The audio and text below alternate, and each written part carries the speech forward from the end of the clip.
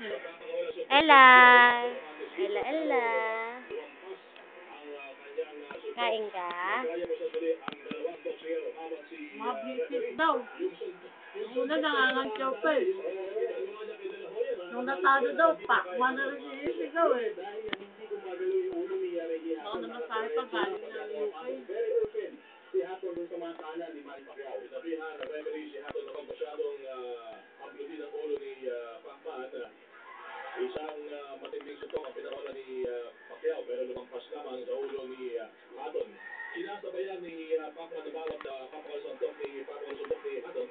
Pero ngayon ang kombinasyon ng dalawang natawa na si Danny Pacman at Lema na yan. sutok na pinakawalan. Upatake ngayon si Pacman pero Magkano na lang ba yan? ni Hatton sa may right corner. Sino? Katawan ng asinta ni Pacquiao sa may ulo. Ganun din ang ginagawa ni Hatton Paano? hanggang magkaya pasuli ang dalawang boxing po mga kapuso. Mas, ano yun eh? Merienda eh. 22 seconds remaining. Renta ko nasa 900 na. Grabe naman, 700 lang sagot namin ah. Hindi siya nagigigil.